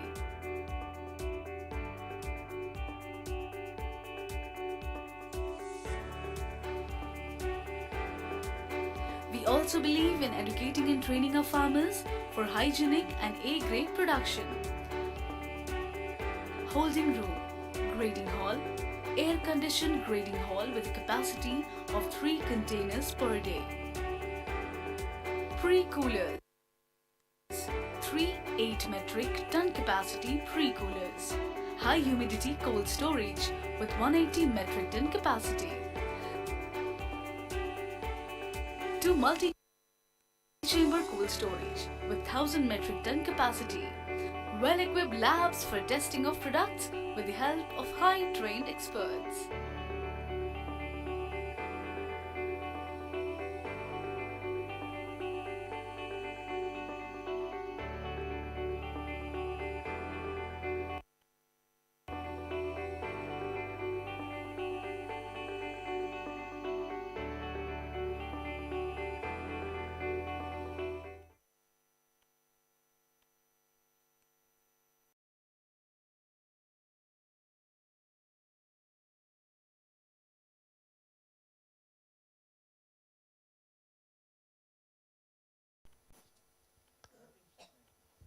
Okay, thank you. Can we have the video from Salt Range Foods?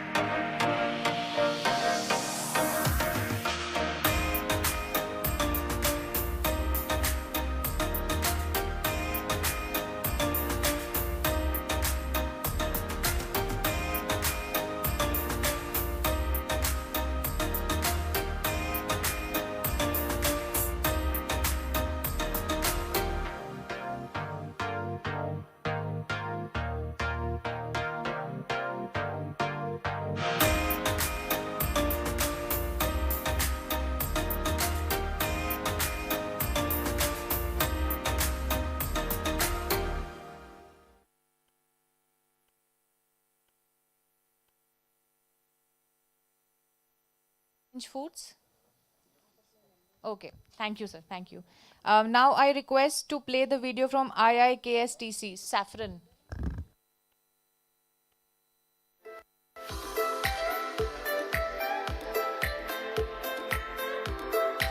Jammu एवं कश्मीर में उगाया जाने वाला केसर दुनिया में सबसे बढ़िया quality के केसर में से एक है। ये एकमात्र केसर है जो समुद्र तल से 1600 मीटर से भी ज्यादा ऊंचाई पर उगाया जाता है। कश्मीरी केसर की खास विशेषताएं हैं इसका स्टिग्मा बड़ा और मोटा होता है। ये प्राकृतिक गहरे लाल रंग का होता है। इसकी सुगंध ज्यादा होती है और हाई क्वालिटी के कारण इसका स्वाद थोड़ा कड़वा होता है। हाल ही में कश्मीरी केसर ने जियोग्राफिकल इंडिकेशन का दर्जा प्राप्त किया है।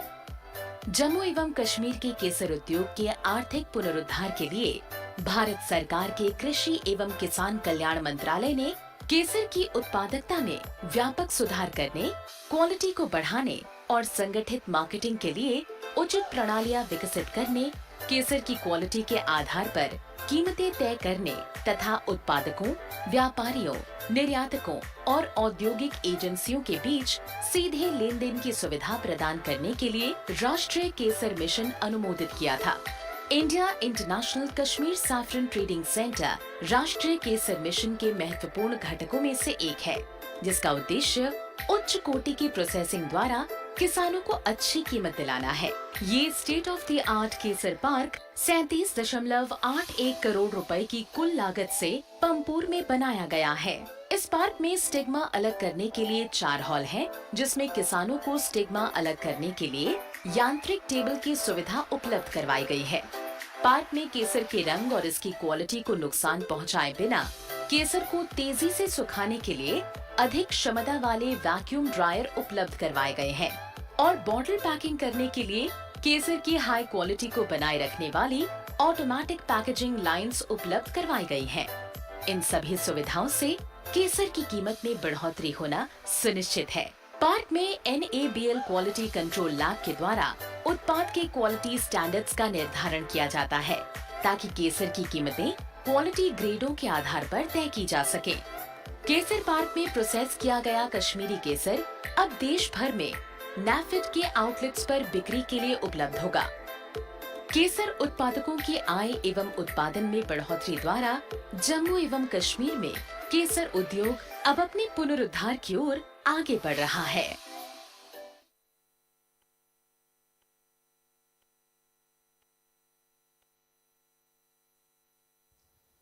From Kashmir, that Dhasu that this spoke about, the saffron there is the best quality saffron anywhere in the globe. Let me invite all the buyers from UAE to come and trade that. Recently, Lulu had gone and done that agreement. I think I must thank Lulu Group for doing that. That's setting up the tone, and it is better than any saffron, whether you talk about Iranian saffron or the Spanish saffron. This is the best quality, and this saffron park under the saffron mission which has been there is state-of-the-art testing center. This is a GI product, and packaging is fabulous, international level packaging, absolutely. And the buyers from here directly can trade, and that's a kind of collection center, testing center, packaging center, electronic trading center. So I invite all the buyers from the Gulf region to have a look at it. Even this is about saffron. The previous the film which has shown about the honey, now honey is in the rising thing in India. In fact, almost we are exporting more than 60% of honey out of India. And the biggest challenge was about testing of that, because you know there are possibility of sucrose and other content, or even the ash content. So this now state-of-the-art laboratory has been set up, whether it is in AMUL or whether it is in IRI. So we are now poised to actually take over this international market and put it. And our saffron, our honey is like, because as you have said, a variety of flowers, and one of them is mustard. And mustard, we have a huge honey productions. Our honey growers, they move from one place to the other, and we have now started aggregating them by putting the APO concept and then developing their value chain, supply chain, and testing facility, packaging facility. So that we have started doing it. So I also invite, it's a good exportable item. I'm not just talking about the value in terms of the health and others too. So I invite again the buyers, international buyers, to come and see. And we have got various flavors beyond even the mustard in the honey. So that is another item that I'll invite the buyers from Gulf region to look into this. Thank you.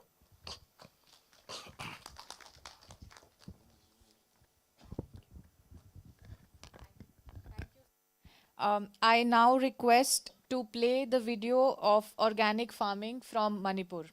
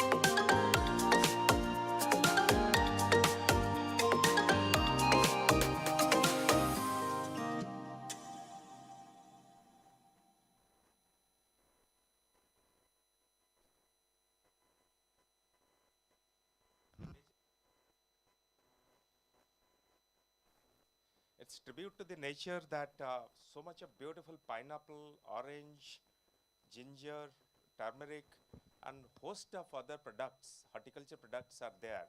One of the best variety. The queen pineapple that they are talking about, I think Gulf, there is a huge demand. And this pineapple just melts in the mouth. Your morning is made. Your breakfast is made and your morning is made, apart beyond the nutrition. And it is well connected now by the air, whether it is Spicejet, Indigo, or Air India. So the Gulf traders and buyers, if they want to do that, they can certainly take it out of these areas and bring it to anywhere in the Gulf. So that's well connected. So I invite traders from here, the buyers from here, the importers from here, to look into that Northeast, which is endowed with such rich variety of horticulture produce. Thank you.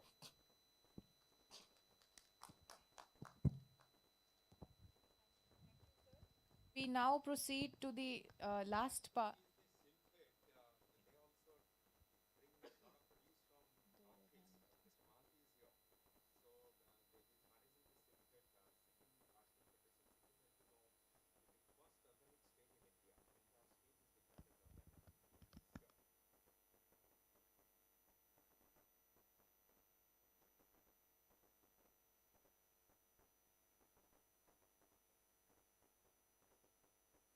Session, success stories in coconut and coconut products and export opportunities from India.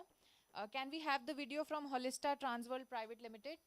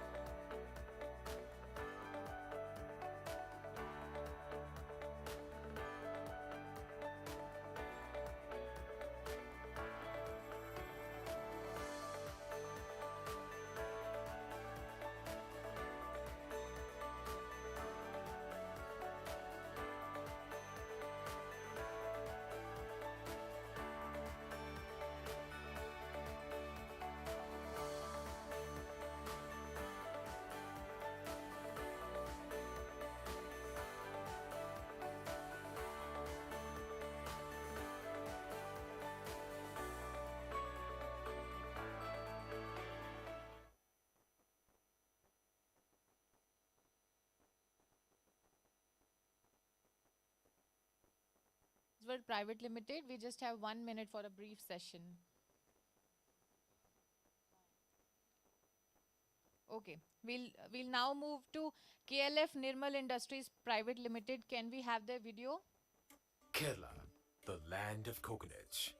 From the shores of its breaches to the edges of rice paddies, extending to the foothills of its rugged mountains, coconut trees adorn the mesmerizing God's own country.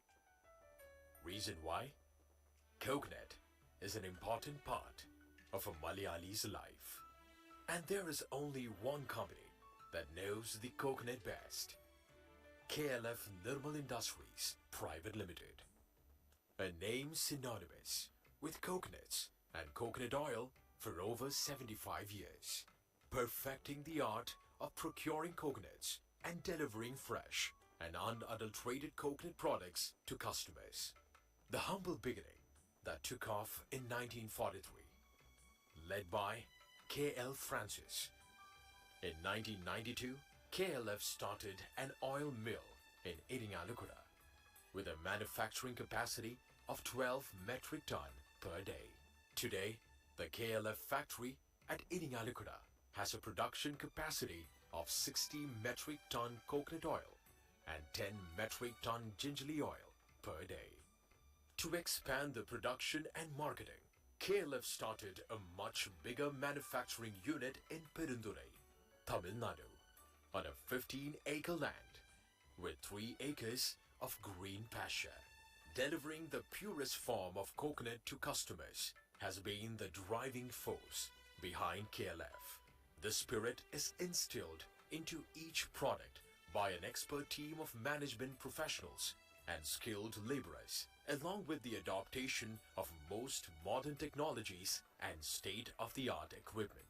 1 lakh coconuts are being converted to copra in the factory, with a world-class spray dryer plant exclusively to make coconut milk powder.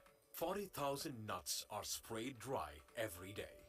With coconuts sourced from Malabar, KLF manufactures 5 metric ton virgin coconut oil, along with 1 metric ton extra virgin coconut oil, to reduce the environmental footprint, facilitate a cleaner and greener production. KLF has installed a solar panel which generates 268 kilowatt energy and a windmill which generates 828 kilowatt energy. Thereby, 1 megawatt of renewable energy is made self-sufficient.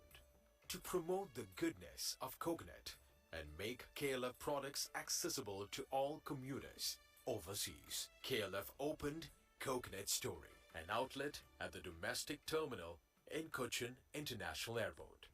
Professional in approach, entrepreneurial in thinking, and loyal in relationships, KLF is a family business run as a large, extended family. It's the vision and dedication of 3 strong pillars that has made KLF the #1 in the industry. The vision of KLF is to revolutionize the industry, practices and standards. KLF, the Kingdom of Coconuts.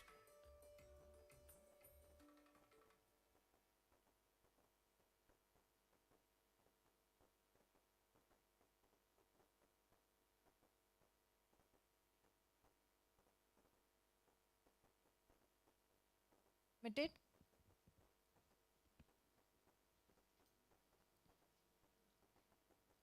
Apex Cocoa and Solar Energy Limited video, please.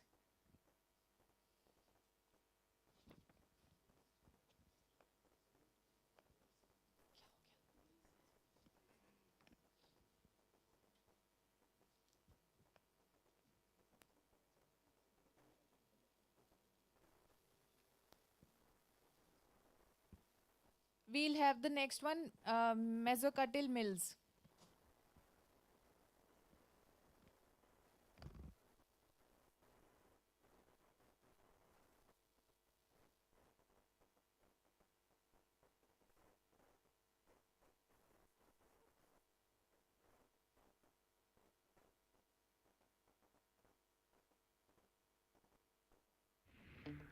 Our very own coconut.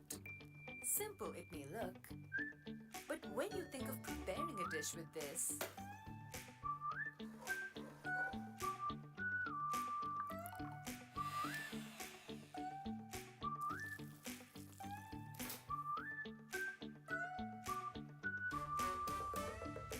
this simple looking nut will drive you nuts. But not anymore, because we have reimagined coconut.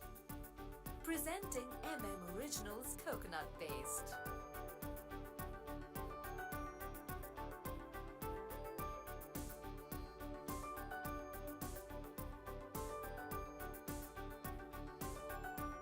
Now get all the goodness of 100% natural coconut sans the chores around it. Originals Coconut Paste. Effortlessly fresh.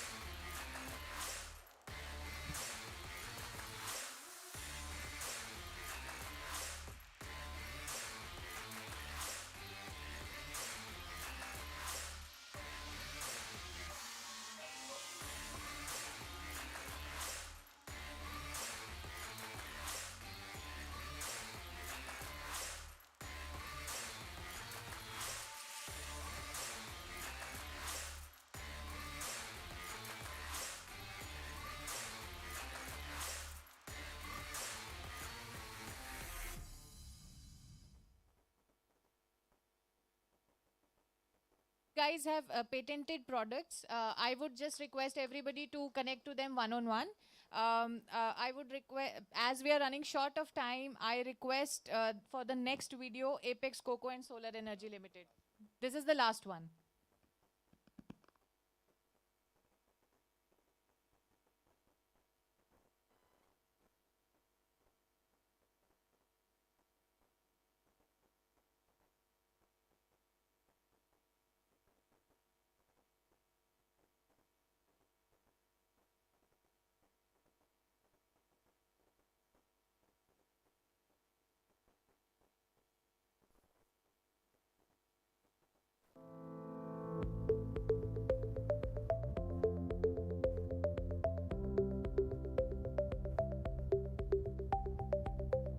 Apex Cocoa and Solar Energy Limited, a multi-generational company which is built on a foundation of expertise, experience and innovation in sustainable manufacturing practices. Apex is the first of its kind vertically integrated under one roof coconut processing company in the world. Located in the heart of coconut growing states of Tamil Nadu and Kerala, where 50% of India's coconuts are cultivated. India's coconut offers the best quality and quantity which can cater to the demands of the world market on any products based out of coconuts. Apex produces premium coconut products that enrich the environment and nourish the health of the people. The food products are coconut water, coconut milk, virgin coconut oil, extra virgin coconut oil, desiccated coconut powder, coconut flour. Non-food products are coir pith growing medium, Gopos 3 composting medium, coir fiber, coconut shell charcoal.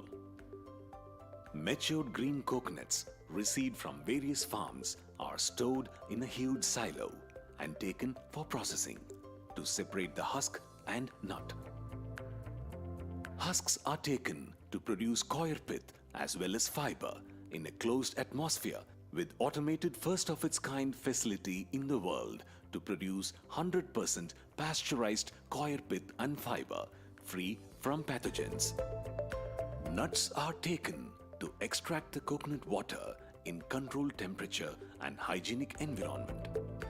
Coconut water is pasteurized and sterilized with UHT, further packed in aseptic bulk and retail Tetra Pak.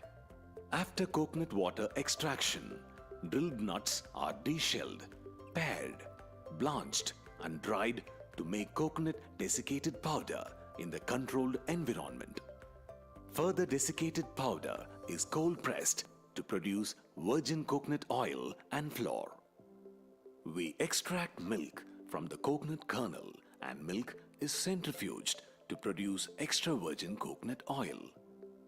After which the coconut milk is pasteurized and sterilized with UHT, further packed in aseptic bulk and retail Tetra Pak. Apex products are produced with high quality control standards as per prescribed international norms. High qualified testing team for maintaining excellent quality and 100% assured accuracy in testing methods before sending out to the consumers.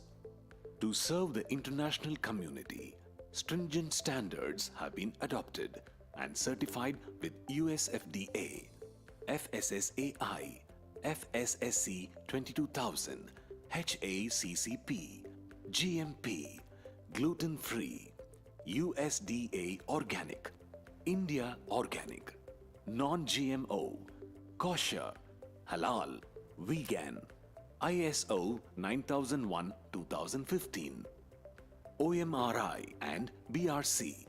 Clean and green environmental infrastructure is well maintained inside and outside the premises. Apex produces energy from 30 megawatt of solar power, which is ensuring the plant carbon positive. Entire water used in processing is being recycled to ensure water conservation. Apex stands unique in bringing up products that are highly health beneficial and nutritional, which takes care of wellness of consumers and vendors. Feel free to contact us.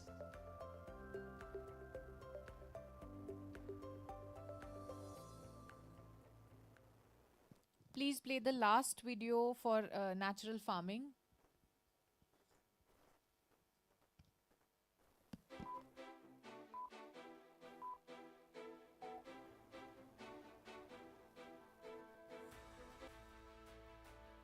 Mata Bhumi Putroham Prithviya. That is, the earth is our mother and we are her children.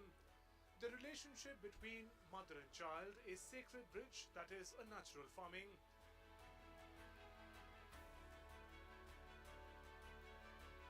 Jivamrit is the nectar of earth in natural farming. Let us know how Jivamrit is prepared.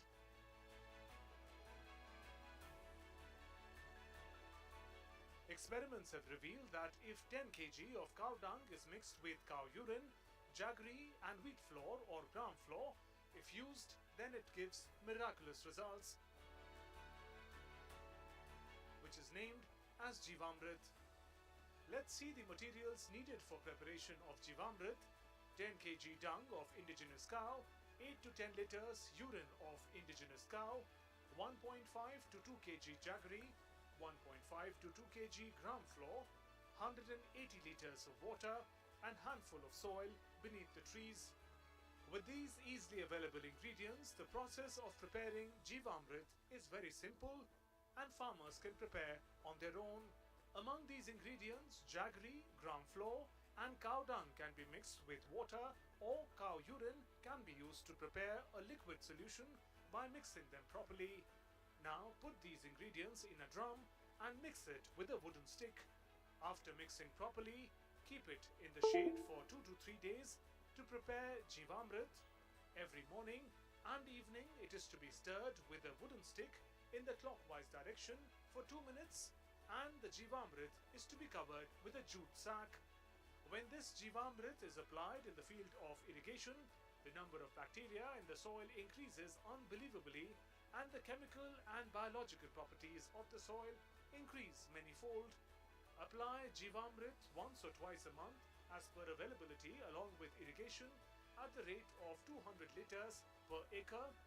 2 to 5 liters of Jivamrit has to be applied on a shadow land around the fruit tree in a circular manner during 12 noon on shady area once or twice a month.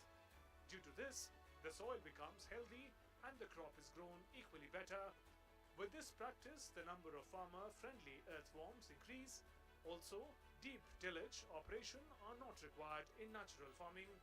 Besides, natural farming increases the level of groundwater. With this process, the supplementary crops can also be grown along with the major crops. Ghan Jivamrit is the dried form of Jivamrit, which is mixed in the soil before sowing. Keep the mixture of 20 liters of freshly prepared Jivamrit in 200 kg of sun-dried cow dung in the shade for 2 days.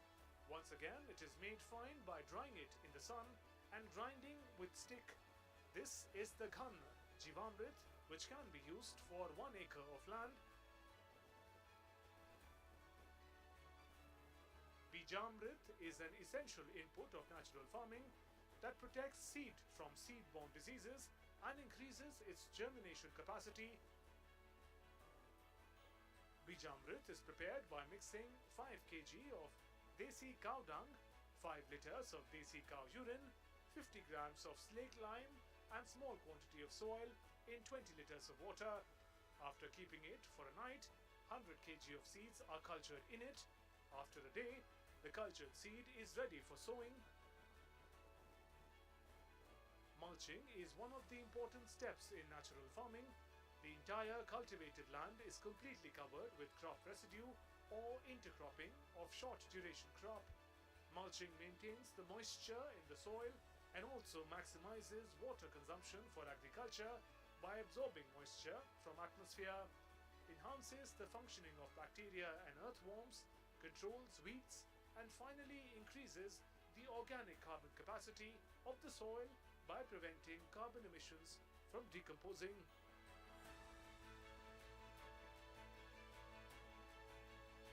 Bafasa formation is also an important process in the farming method, in which an equal balance of air and moisture is maintained in the land.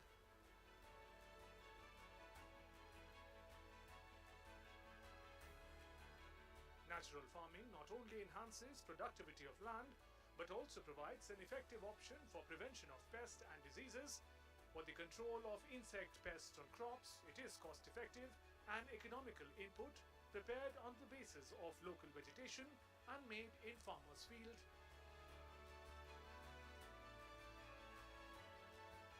Five kg of neem or other local plant leaves which the cow does not eat is boiled in low flame in 20 liters of desi cow urine, 500 grams of tobacco powder, 500 grams of green chili and 50 grams of garlic paste and kept for 48 hours.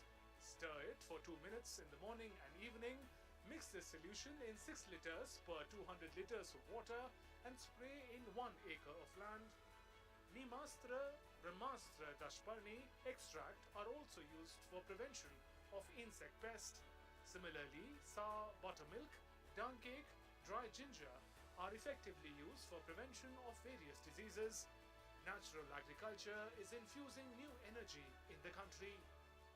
आइए आजादी के अमृत महोत्सव में मां भारती की धरा को रासायनिक खाद और कीटनाशकों से मुक्त करने का संकल्प लें।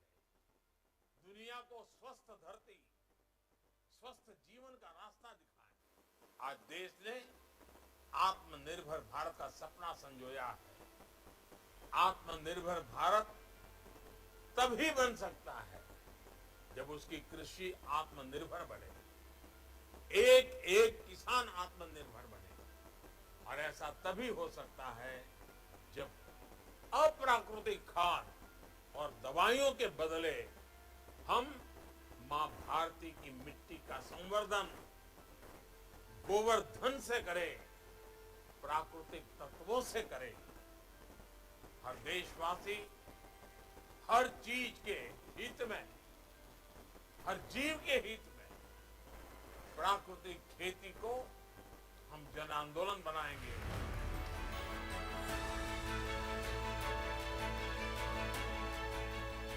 The Dang district of Gujarat has been declared as a complete natural farming district. Today, many villages of the country are getting transformed because it is bringing progress in the lives of farmers. My name is Satya. I have 150 plants and I have adopted natural farming and applying Jeevamrut spray. Earlier, the spray material was being purchased by shops and we used to spend more money. Now our input costs are getting lesser and the quality of the produce has also improved. Now we do not need to put urea. Earlier we used to spend rupees 5,000 in the spray. Now it may not even cost us rupees 500. That's why I have started in my orchard. But in this year I am telling everyone what I have done for the future. You should also spray this in your orchard and see that the heart becomes happy when your crop becomes well. प्राकृतिक खेती के तरीकों को अपनाने The crop yield has increased by adopting the natural farming.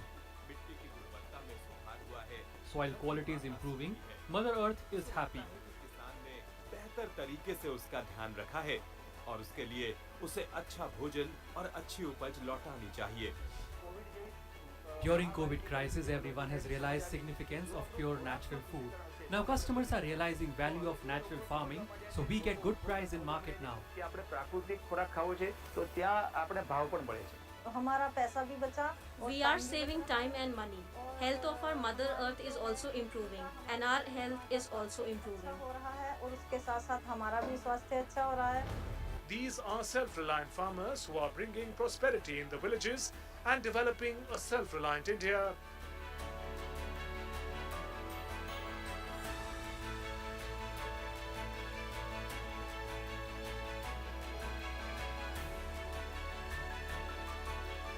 Natural farming is bringing happiness among self-reliant farmers of a self-reliant nation.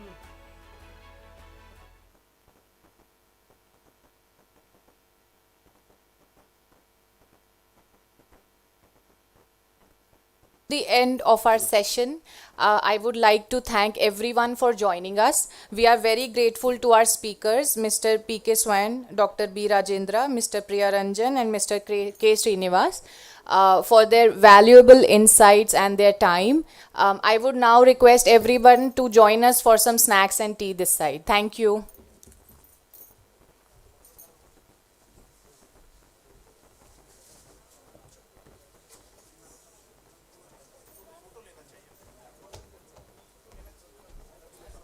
Please join us for one photograph. Sorry, no sir, not last. For one photograph.